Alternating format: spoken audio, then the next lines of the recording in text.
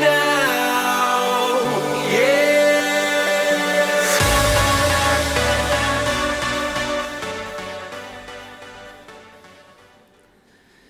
His Excellency, the Governor of Western Australia and our patron, Malcolm McCusker, Mrs Tonya McCusker, Mr George Jones, Chairman of our Investment Committee, Mr Duncan Calder, Acting Chairman of Parkerville Children and Youth Care, Archbishop Roger Herf, Minister Morton, Minister for Disabilities, Mental Health and Child Protection.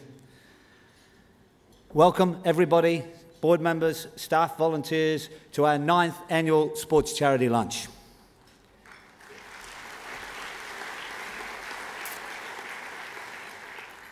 On a stormy Tuesday evening, on the 5th of May 1903, on an 18-acre block of land, sheltered by a single hut and a barn, 2 sisters of the community of the church and 6 orphan boys commenced something truly unique that is today represented by a large multidisciplinary group of staff and thousands of community supporters. This is Parkerville Children and Youth Care. It is with great pride that we carry on the mission of the sisters to care for Western Australia's most vulnerable children and young people, and have done so for the past 110 years. At our first lunch in 2004 at Subiaco Oval, 330 guests were in attendance. Today, we have 750 guests. And I know that many of you have been to each and every lunch, and in so doing have brought back friends and colleagues, who have in turn brought back other friends and colleagues, which has enabled us as advocates for children and young people to be able to continue to deliver our message to a large and increasing group of supporters. Supporters, I might add, that have enabled us to continue to deliver services for children who've experienced trauma from abuse. Philanthropy, in all its forms, monetary gifts, pro bono contributions, corporate and community volunteerism, is fast becoming part of Western Australian identity. Giving is a wonderful way of creating community connections, not least of all your own. And I noticed that some schools have now taken on board community giving as part of their curriculum. Since you, our supporters, embarked on this path to support the work that we do, many of you have come to me with feedback on your sense of pride in seeing the positive difference that your contribution is making to the lives of the children that we care for.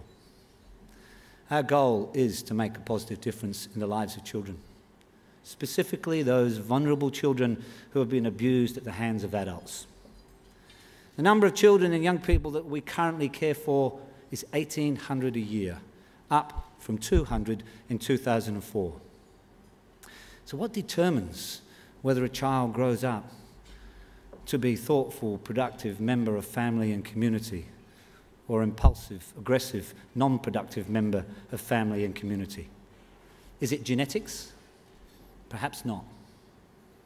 Adults become a reflection of the world in which they develop. In essence, we are a product of our childhood. If that world is safe, predictable, characterised by positive relationships and good cognitive development, then the likelihood is that child will grow up to be happy, self-regulating, thoughtful, productive member of family and community. In contrast, however, if that child's developing world is chaotic, threatening, devoid of kind words and loving and supportive relationships, then the likelihood is that that child will grow up to be impulsive, aggressive, inattentive, and struggle with relationships. That child will require specialised educational services, mental health and criminal justice intervention. The results on their development will create a lifetime of problems for emotional, social and health care.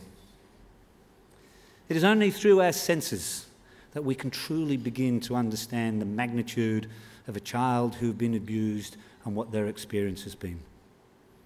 It takes a strong moral compassion and personal courage to undertake child abuse, and then develop an understanding of it, and then finally a commitment to do your part to address it however you should see fit.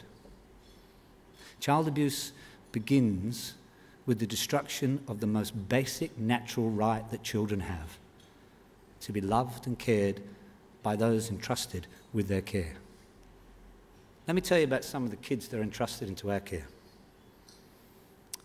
Melissa, 7 years of age, physically and sexually abused by her stepfather.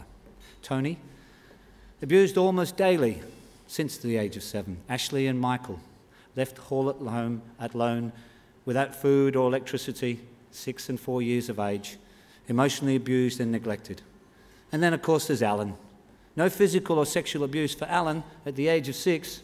His mother just told him she didn't want him anymore. These children were voiceless and vulnerable. Let's take a closer look at a couple of them. Since Tony was 7 years of age, his father abused him in every possible way. His dad raped him at the age of 9, but then Tony thought that's what all dads did. At the age of 10, he went to school and there was a talk about child abuse and how to protect your body. And he realised that what his dad was doing was wrong. He went home and he told him he had to stop. His father's response was to beat him to a pulp. And when he finished, he told him if he ever mentioned that again, he would kill him. Tony was always told he was useless and horrible and worthless and bisexual. He began to believe it. Tony is now 16 years of age and his abuse only ceased a year ago. He has a lot of healing to do. And his recovery will take some time, but recover he will. Because he now has someone to walk alongside him, and that is Parkerville Children and Youth Care. Melissa was a princess who had no fairy tale ending. She was too young to understand what was going on. He would come home, drunk or drugged up, forget her name. She'd sit and hug a teddy. He grabbed the teddy away. He told her at the age of 7 she should be ashamed of herself. At the same time, he told her, let's keep this our little secret. He told her she was too fat. She needed to lose weight. He would help her. He virtually starved her. He told her she needed to be able to breathe underwater, so he held her head underwater until she nearly fainted. He broke her dolls. He told her she needed to be tough to survive in life, so he dropped bricks on her feet.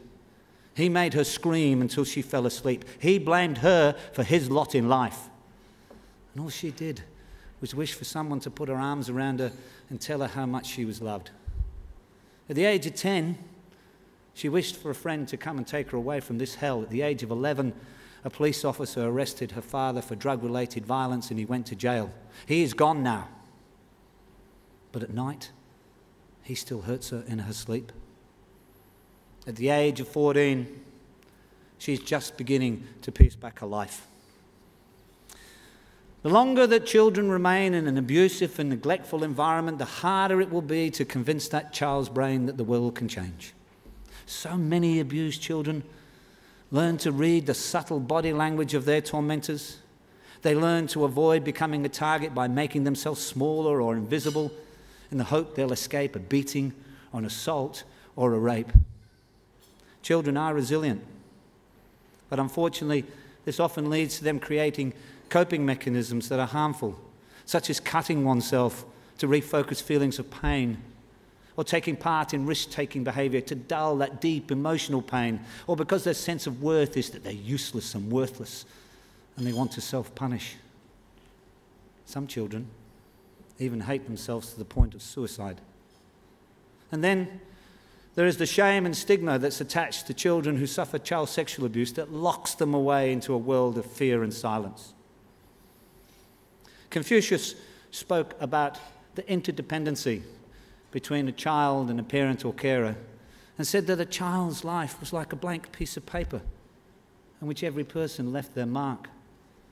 The sad reality for us is the children that we experience have got large black smudges on their young lives.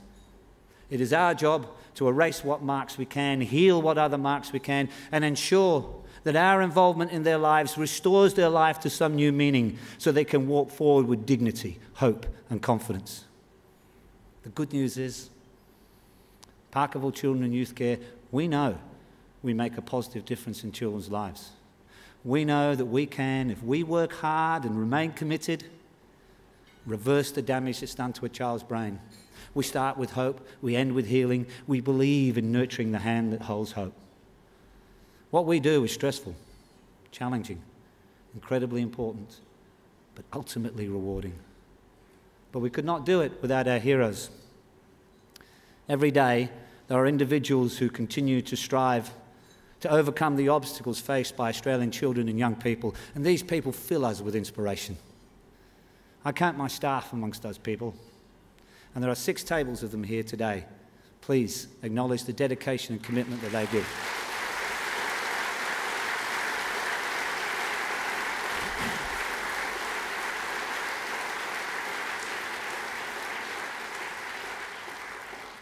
And then there is you, our growing band of supporters.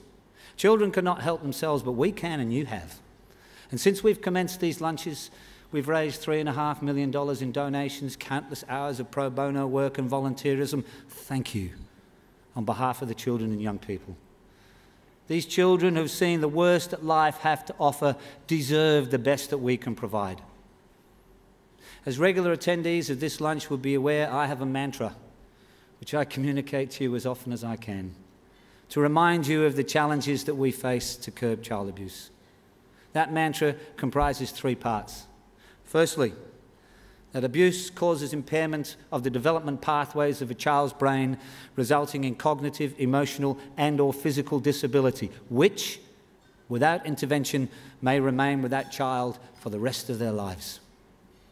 Secondly, these children that I talk about, they're not here by choice or by accident or by some horrible biological act of fate.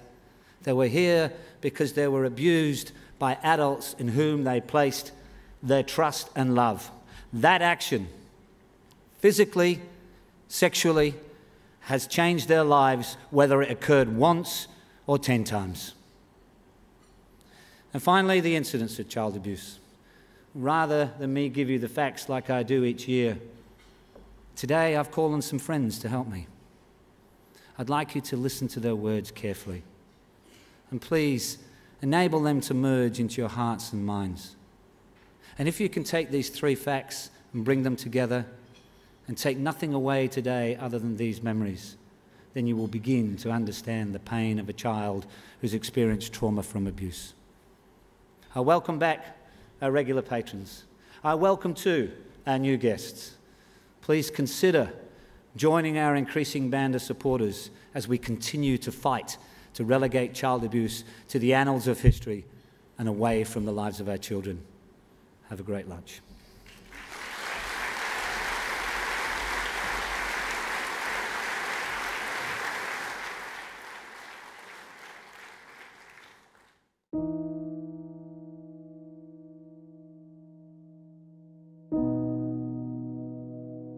One in 4 girls. 1 in 6 boys will be abused before 18 years of age. 90% of children know who their abuser is. 70% of children who are sexually abused do not disclose until later in life, out of fear. Children who are abused are 40% more likely to be arrested for criminal offences. Child abuse spares no race, ethnicity, or economic standing. No child is too young to be abused. Please help Parkerville to end the cycle of abuse. To help us reclaim our lives. To give us hope.